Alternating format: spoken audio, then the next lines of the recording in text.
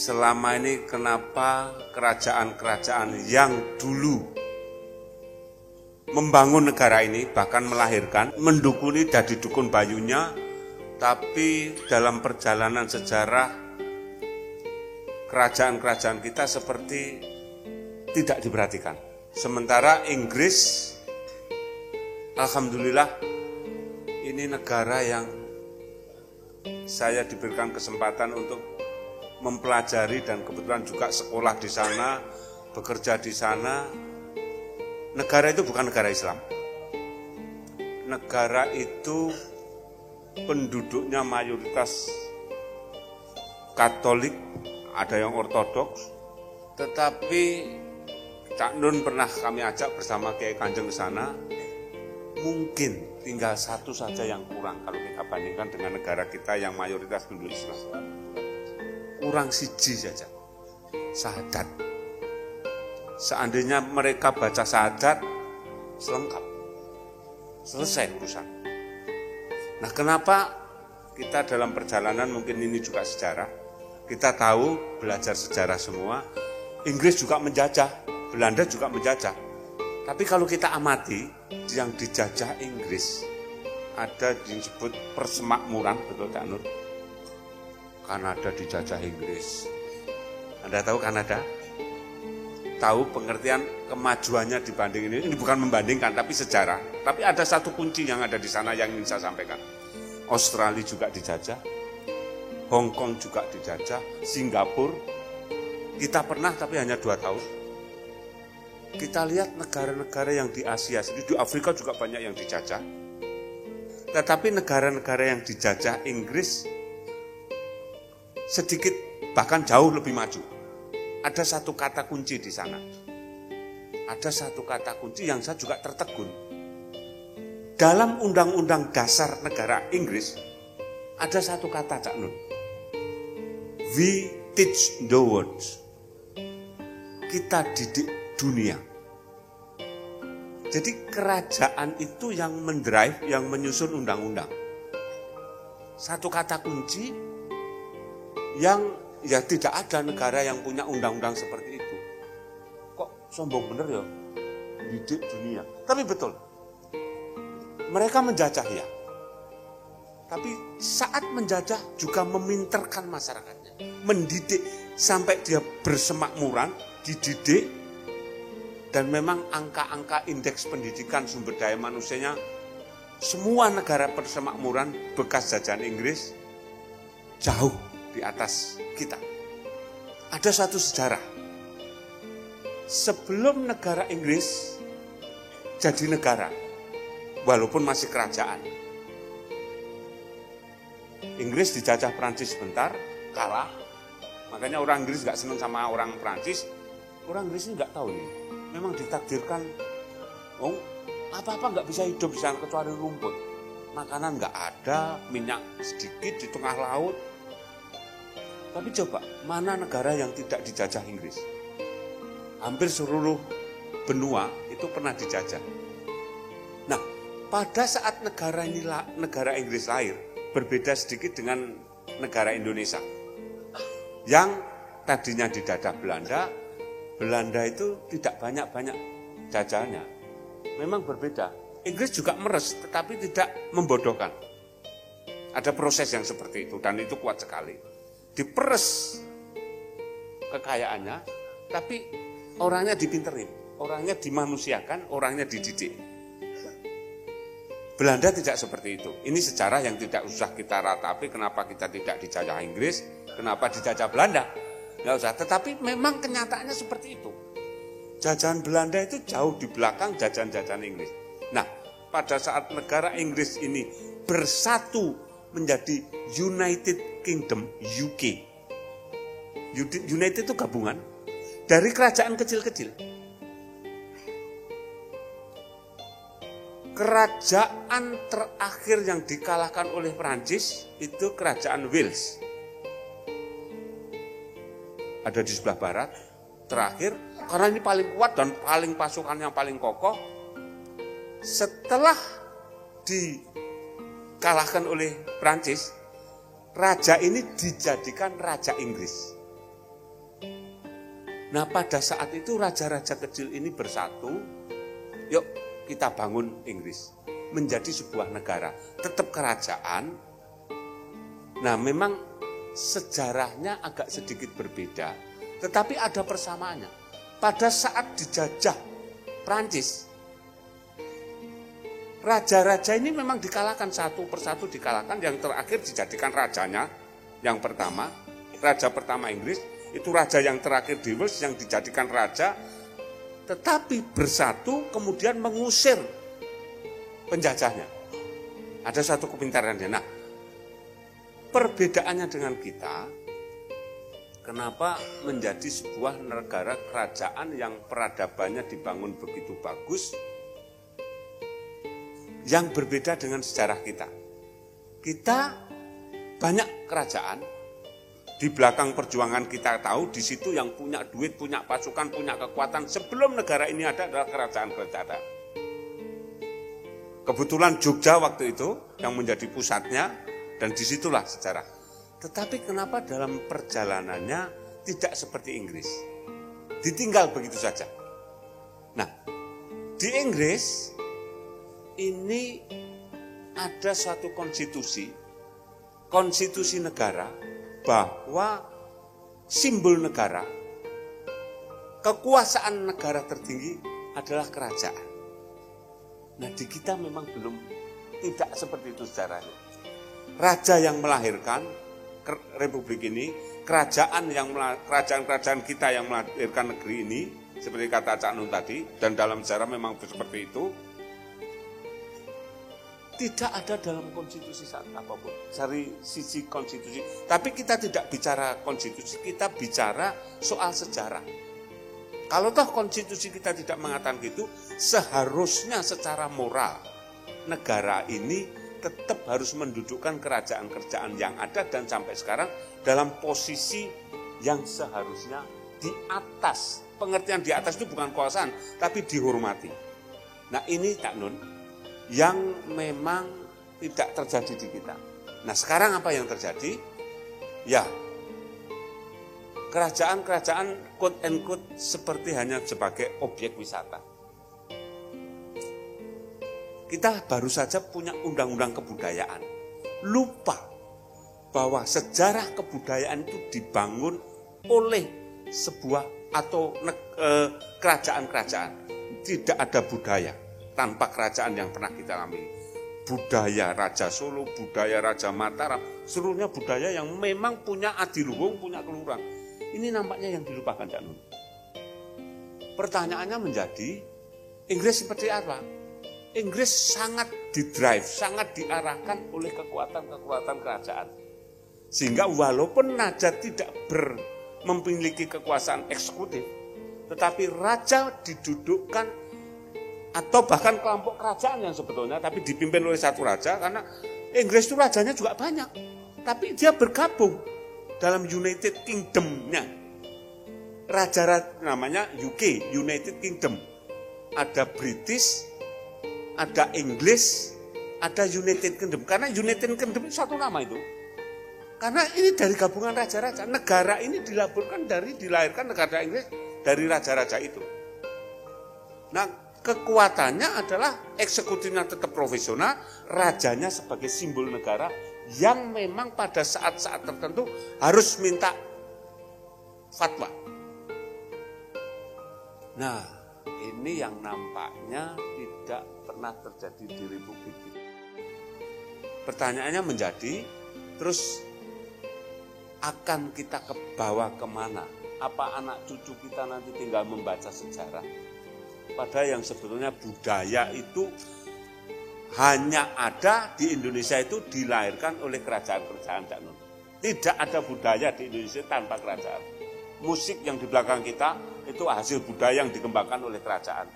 Seluruh tata cara kalau kita perkawinan, itu tata cara perkawinan keagungan kerajaan. Nah, kita kemana sekarang? Selama ini Cak Nun, Nyun Sewu Cak Nun, saya tidak menyalahkan, tapi ini kenyataan. Saya memperhatikan budaya, semuanya berpikir ekonomi. Budaya itu hasil dari sebuah peradaban. peradaban yang tertinggi di Indonesia itu peradaban yang dibangun oleh kerajaan-kerajaan yang pernah ada. Pertanyaannya menjadi berat setelah sekian tahun kerajaan-kerajaan yang kita miliki tidak ditempatkan dalam posisi yang agung. Nah akhirnya ya seperti tadi diceritakan, banyak corak marut yang patron kerajaan, patron yang sudah sangat malah udah kuno, feodalis diikuti-ikuti. Alhamdulillah perjalanan waktu saya tugas di London pernah saya diundang, saya ceritakan sedikit, tapi tidak boleh difoto, diundang Ratu Elizabeth makan malam bersama waktu itu dubesnya kalau tidak salah Pak Yuwono. Saya tertegun masuk istana Buckingham dan diajak makan malam bersama Pangeran Charles, bersama Ratu Elizabeth, dan ditanya. Mereka ngerti sekali sejarah Indonesia. Satu kata, waktu itu kita sedang sedih-sedihnya karena bom terjadi di mana-mana, Cak Nun. Kebetulan yang dituduh orang Islam. Memang pelakunya orang Islam, tapi bukan Muslim yang sebenarnya, saya kira ngebom sedulur dewe kok. Jawabnya mereka tahu perkembangan. Ratu Elizabeth mengatakan negara kami pernah lebih parah daripada yang Anda alami. Sangat bijak bukan? Tidak menyalahkan, tidak menuduh. Yang kedua, Islam ini salah satu yang membentuk negara Inggris. Saya kaget gitu kan. Yang ngomong Ratune Cak. Ratune Cak saya ngomong. Nah sekarang Anda tahu sekalian, wali kota London, siapa namanya lupa saya, ya, orang Muslim minoritas dijadikan wali kota. Nah sekarang kita berantem kalau masalah-masalah pilihan-pilihan yang enggak yang kemarin itu yang hampir kita terpecah belah dan sebagainya. Tapi kita mesti belajar banyak dari negara yang satu ini. Negara yang memang ingin mendidik dunia, yang memang sumber awalnya dari budaya-budaya yang dibangun oleh kerajaan. Saya kira perjalanan ke depan ini harus kita pikirkan. Kalau perlu ya kita sentil agak keras. Karena kalau kita tidak menguri-uri budaya kita, yang memang itu leluhur kita yang melahirkan. Ada satu buku, waktu kami tugas di sana, Serat Menak. Ini karya Mataram pertama. Disimpan di British Museum, tebalnya 2.800 halaman dalam huruf gandul. Saya tertegun. Disimpan dengan sangat rapi. Masalah ketatanegaraan. Dan di sana dikatakan, di buku Serat Menak itu, peradaban-peradaban yang dibangun oleh kerajaan yang begitu tinggi. Tapi kalau waktu itu Sinuwun ke-10, Pak Bambang bisa dibawa pulang nggak buku ini? Secara hukum internasional bisa Sinuwun, tapi kita tidak bisa merawat. Di sana dimanjakan bisa dibuka tanpa disentuh waktu itu, sekitar 15 tahun yang lalu. Jadi biar buku ini di sini saja. Dimuliakan bahwa ini karya dunia yang kebetulan dari tanah leluhur kita. Kalau toh kita urus ke PBB mungkin bisa, tapi merawatnya buku itu dan dimanjakan, dipajang yang begitu karya Indonesia Mataram pertama. Saya jadi tertegun. Itulah karya-karya kita yang asal muasalnya dari kerajaan, yang disimpan, dibudayakan dengan sangat luhur sekali, dan sampai sekarang kita tertegun. Itu karya nenek moyang kita yang sekarang memang sangat menjadi ikonnya British Library, sebuah perpustakaan yang sangat bergengsi di dunia.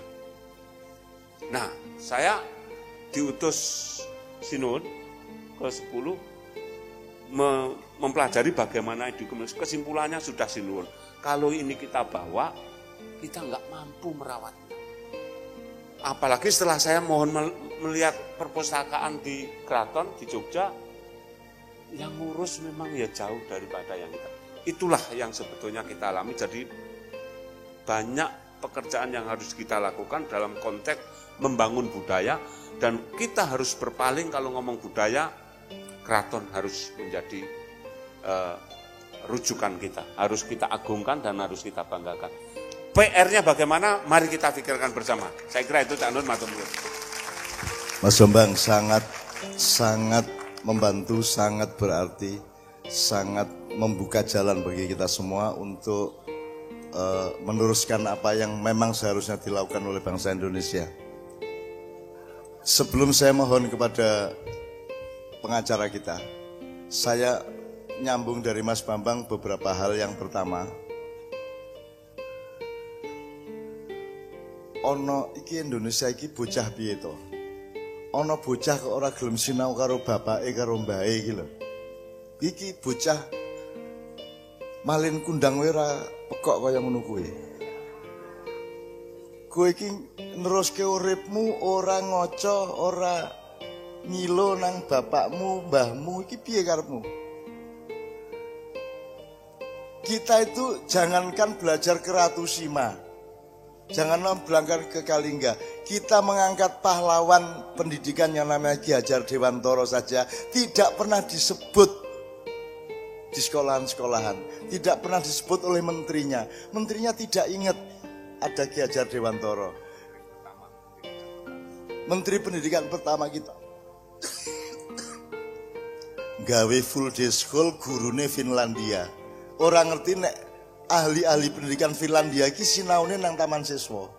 Jadi wong ade iki jan pekok tenan. Ya toh, kita jual aset kita murah ke luar negeri, terus lusa kita beli dengan harga mahal. Kene sing gawe sepatu, terus digawa nang Prancis, digawa nang Itali, di stok kene sing tuku. Kene gawe sambel, Cina sing gawe warung, kene sing tuku. Pekok tenan dhewe iki. Jadi gini, ini bikin negara kok tidak belajar dari masa silamnya, kok tidak belajar dari kontinuasi sejarahnya. Misalnya gini wes oke lah, ora Ki Hajar Dewantoro. Saiki sinaune ora satekan Ratu Sima yang dahsyat. Ora sinau nang kerajaan-kerajaan yang dulu bikin Borobudur wis rasah kadoan wis. Upama rada ngalah sithik sinau nang Majapahit wae, upama kowe gawe kaya Majapahit sistem kenegaraannya, ketoke kok luwih apik timbangan sing saiki iki.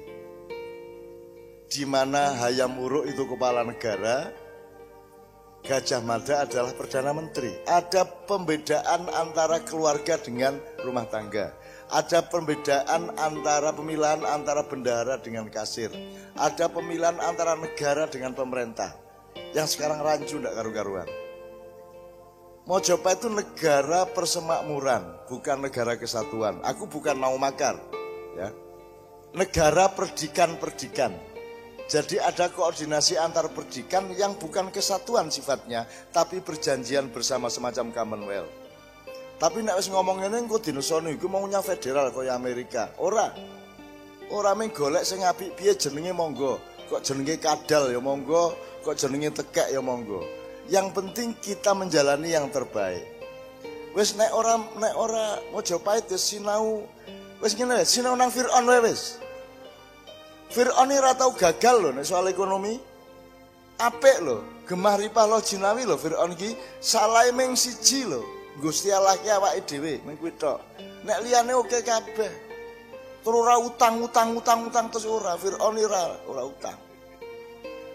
Mbok wis nek ora sinau nang Gajah Mada, Hayam Wuruk, apa sinau nang Panembahan Senopati, sinau nang Mataram Islam, ya sinau nang Firaun wae lah. Wong karo Firaun wae kalah kowe iki piye? Iki kowe iki ngejak wong nyembah brahala sak Indonesia, brahalane ora gelem disembah, modar to kowe. Wis kadung melet-melet, wis kadung muda. Wis kadung ngemis-ngemis, nglontre-nglontre. Sing dilonteni ra gelem Jawa sengsara banget toh. Sudah jelas kita ini maniak materialisme se-Indonesia. Yang kita bangun tuh materialisme dengan metode kapitalisme liberal lagi.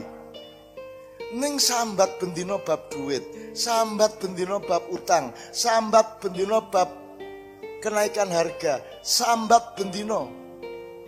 Padahal tujuannya materialisme. Iki kowe iki wis materialistik, sambat tentang materi bendino. Ngono lho. Itu loh. Itu pertama. Yang kedua, ada Mas Bambang, ada nggak yang pernah meneliti? Kita kan mobilnya setir kanan. Inggris setir kanan, Malaysia setir kanan. Semua yang jajan Inggris setir kanan. Kene jajan Londo kok setir kanan? Kudune kene setir kiwa loh Mas. Lo mosok 350 tahun kalah sama 2 tahun. Kok kita memutuskan setir kanan, kok ora setir kiri? Kalau saya memanfaatkannya sebagai petunjuk dari Tuhan, mulane kowe iki orientasi nang Inggris aja nang Londo. Kalau melihat ceritanya Mas Bambang tadi. Commonwealth lah, Commonwealth. Australia aja yang liberal sampai hari ini masih memilih untuk menjadi bagian dari persemakmuran Inggris. Gitu loh. Lah awake dhewe iki sok kesatuan, kegeden, negarane angel ngature sak piturute, dan nek golek pemimpin sak karep-karepe iki ora dipikir. Mbok golek pemimpin iki sing duwe kaliber ngono lho. Sing duwe wibawa tenan, sing diwedeni setan ngono lho. Setan ra wedi demit ndulit. Piye to kowe iki? Nesu tenan aku karo Indonesia iki. Tak kaplok isu ndase. Ora apa ya Mas ya. Benaile Mas Bambang, bagus banget Mas Bambang, terima kasih. Nah, yang ketiga saya ingin katakan satu hal. Ini yang dihadir depan kita ini anak muda Gusti. Ini umurnya dari 18 nganti pol 40. Ya. Dan mereka ketemu saya di mana saja. Ono sing rutin, ono sing tentatif, ono sing sok-sok, ono sing setia, ono sing kadang-kadang ora kober sak piturute. Tapi mereka saya andalkan untuk masa depan. Mereka ini punya pemikiran baru, punya disiplin baru, punya etos yang baru, punya energi yang baru, ora masuk anginan, ora iki kudu nguyuh ora ono lho sing kudu nguyuh itu. Yo piye iki Gusti? Piye iki? Piye? Loh, karena mereka mengerti bagaimana mengelola kencing. Nguyuh ki wong kudu nguyuh kuwi mergo uteke kelingan nek kudu nguyuh. Maka ada informasi dari saraf ke pusat saraf. Nek kowe ora kelingan, kowe ora kudu nguyuh ya ora? Nah, apa sebabnya ora kelingan? Mergo ada sesuatu yang lebih nikmat daripada nguyuh. Maka kamu tidak ingat nguyuh. Begitu tak eling kaya ngene saiki, waduh ya kudu nguyuh. Lagi kerasa saiki. Dan nguyuh ki dhek duwe karep dhewe, dia akan cepet keluar karo kita lihat ada kamar mandi di dekat kita. Dia langsung wut ngono kuwi. Gitu loh teman sekalian. Nah, dan anak-anak ini Gusti, insyaallah ini anak-anak yang disebut generasi milenial. Ya memang masih begitulah nasib mereka sekarang. Ya. Tapi insya Allah mereka yang akan memimpin Indonesia mulai 10 tahun ke depan, 7 tahun ke depan. Mereka akan berbeda, mereka akan berubah. Mereka yang disebut oleh Allah. Yang disebut oleh Allah di surat Al-Ma'idah ayat 54. Sing 51 itu khusus untuk Pulau Seribu. Nah, ini yang ayat 54. Mereka punya sifat dijelaskan oleh Allah di surat itu, di ayat itu. Sifat-sifat mereka. Ya. Budayanya, mentalnya, akhlaknya, kecenderungan psikologisnya, dan kelengkapan ilmu mereka. Jadi Mas nek biyen wong dodol kopi ki yo ming pokoke ngeracik kopi dikake nek cah saiki ora Mas. Nek dodol kopi ki yo mikir carane nandur piye. Piye macem-maceme gawe kopi, nek nganggo espresso piye gawene, nek cappuccino gawene piye sak piturute. Mereka mikir sampai seluruh hal yang menyangkut kopi. Hari ini adalah hari kopi sedunia. Betul enggak? Betul ya? Bener iki. Kowe kok ngerti? Kowe dodol kopi? Ora. Dan di sini Gusti, ini ada anak-anak yang tiap ada maiyahan itu mereka sedekah 50 gelas kopi. Ada di antara mereka. Terutama Kiai Kanjeng iki pokoknya ngopi ana sing sedekah soalnya. Iki belakang saya ini. Gitu. Nek kecuali imam ora pati seneng kopi mergo nguyuhe beda dek. Saya persilakan beliau, kemudian kita akan masuk ke lagu-lagu berikutnya, kita persembahkan untuk beliau ya. Ini saya.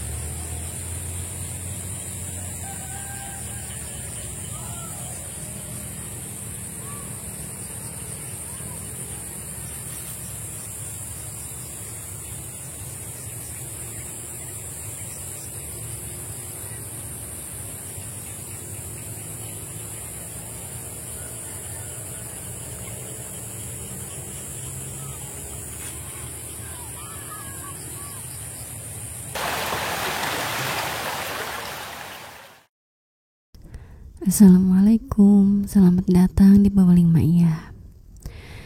Berikut ini hanya sekedar ulasan, rangkuman, atau pointer. Sekedar info saja, berikut ini adalah kutipan video Sinau Bareng tahun 2017. Dan sebatas yang dapat kami tangkap, kurang lebih beginilah poin-poinnya. Pointer yang pertama adalah perihal belajar sejarah yang disampaikan oleh Pak Bambang. Beliau bercerita bahwa alhamdulillah beliau pernah dapat kesempatan untuk belajar dan bekerja di Inggris. Menurut beliau, Inggris itu mayoritas beragama Kristen, tapi mungkin hanya kurang satu saja, yakni syahadat. Sebatas yang dapat kami tangkap, mungkin maksudnya begini. Inggris bukanlah negara yang mayoritas beragama Islam, namun perilaku mereka justru sangat Islam. Misalkan, di Inggris sangat menjaga kebersihan sebagaimana kita ketahui bahwa kebersihan adalah sebagian dari iman. Di Inggris, orang-orang yang dikasih mandat, jabatan, dibayar, dikasih tunjangan dan fasilitas untuk mengurusi negara juga bekerja dengan jujur dan amanah. Di Inggris, indeks korupsi sangatlah rendah.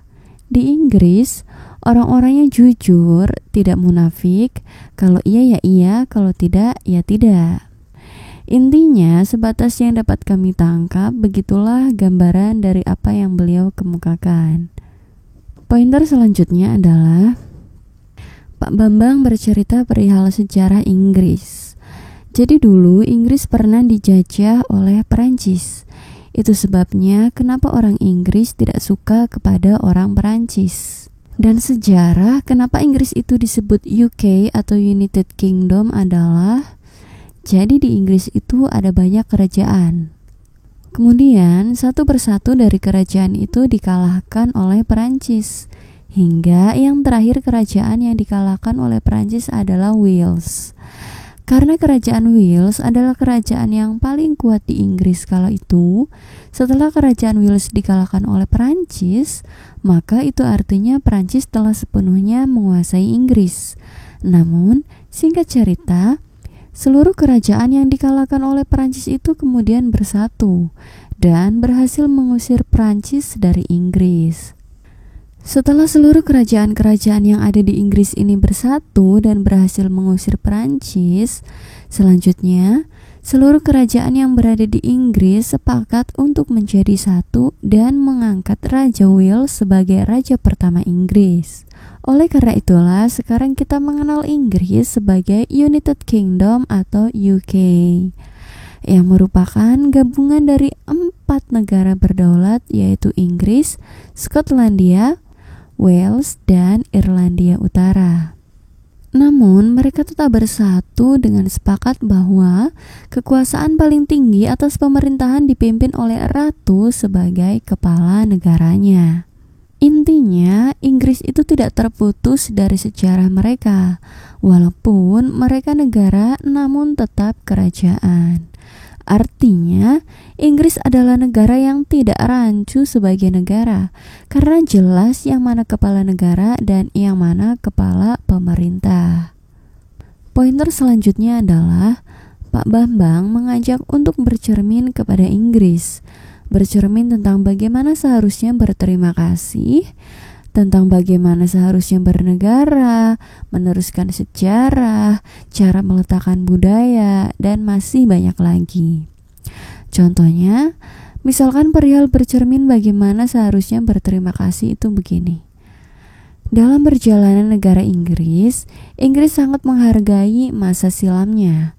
Itu tercermin tidak hanya dari perilaku mereka, namun juga tercermin oleh pilihan mereka untuk sepakat bahwa ratu sebagai pemimpin tertinggi negara.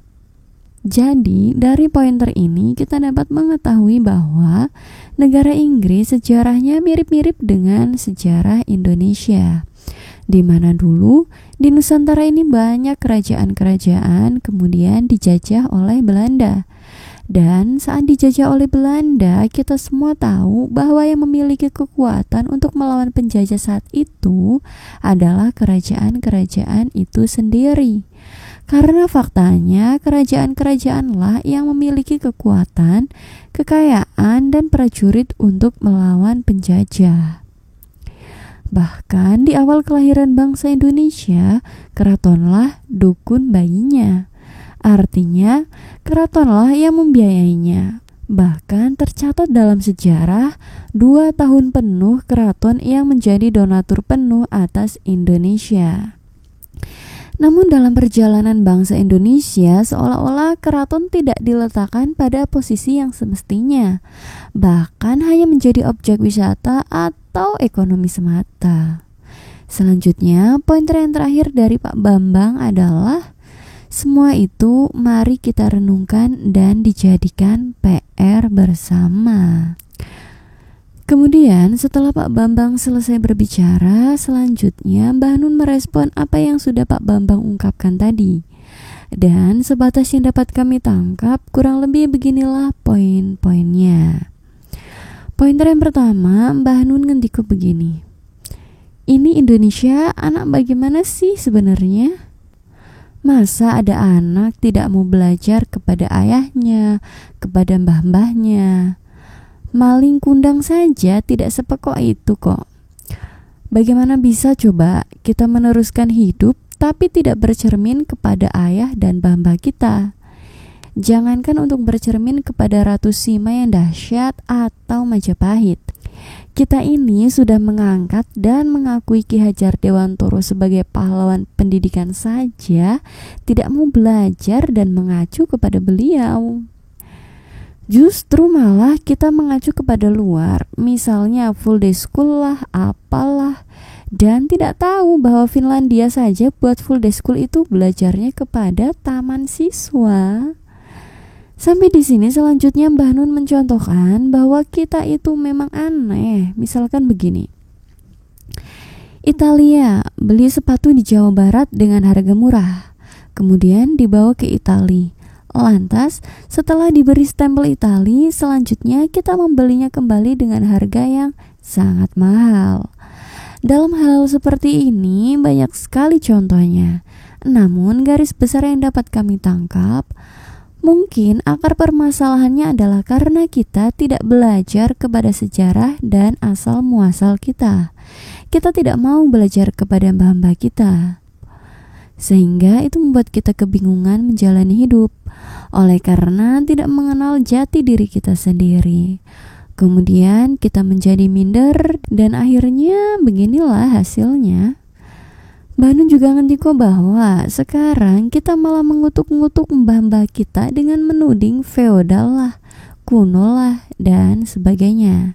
Padahal misalkan kalau kita mau sedikit saja belajar kepada sejarah mbah-mbah kita, rasa-rasanya menurut Mbah Nun itu akan lebih baik dari sekarang ini. Garis besar yang Mbah Nun kemukakan begini. Misalkan kalau kita mau bercermin kepada Majapahit saja. Majapahit itu ada kepala negara dan ada juga kepala pemerintah. Artinya beda antara kepala negara dengan kepala pemerintahan. Sehingga tidak rancu seperti sekarang ini. Sampai di sini Mbah Nun juga menegaskan bahwa beliau bilang seperti itu sama sekali bukan ingin makar. Namun ayo belajar mencari yang lebih baik. Apapun saja namanya silakan. Tapi yang jelas mari mencari yang lebih baik untuk kebaikan bersama. Mbah Nun juga menawarkan begini. Kalau toh tidak mau belajar kepada Majapahit atau kakek nenek kita yang lainnya, belajar saja kepada Fir'aun. Menurut Mbah Nun, kita sama Fir'aun saja kalah. Negara Fir'aun tidak pernah utang seperti kita. Rakyat mereka makmur sehingga sanggup bertahan hingga lebih dari 1000 tahun. Kesalahannya hanya satu, yakni pada saat periode kepemimpinan Fir'aun Ramses II, dia menganggap bahwa dirinya adalah Tuhan. Sehingga itulah gerbang dari keruntuhan kerajaan Fir'aun. Namun dalam hal kesejahteraan mereka jauh lebih makmur dan tidak pernah utang-utang. Sedangkan kita sekarang ini orientasi hidupnya selalu saja materi, tapi ujung-ujungnya selalu saja tidak pernah punya materi. Padahal apa saja sekarang itu yang difikirkan adalah materi, tapi setiap hari mengeluhnya soal materi. Dalam hal ini, Mbah Nun mengibaratkannya begini. Kita ini mengajak seluruh orang se-Indonesia untuk menyembah berhala yang namanya materi. Tapi ngenesnya justru berhalanya yang tidak mau disembah. Kita setiap hari mati-matian akal, pikiran, tenaga, dan orientasi hidup kita habiskan untuk mengejar materi. Tapi setiap hari mengeluhnya justru soal materi. Kurang lebih begitulah yang Mbah Nun ngendikokan sebatas yang dapat kami tangkap. Oke dulur-dulur, sampai di sini dulu ya ulasan atau pointernya. Sebenarnya masih ada begitu banyak hal yang dapat kita pelajari bersama dari kutipan Sinau Bareng pada video ini. Ulasan, pointer, atau rangkuman yang saya ungkapkan itu hanya sedikit gambaran saja. Dan semua yang saya ungkapkan itu bukanlah sebuah kebenaran. Hanya saja semoga dapat sedikit menambah referensi. Mohon maaf atas semua kelemahan sudut pandang saya. Matur suwun dan sehat selalu saudaraku. Wassalamualaikum.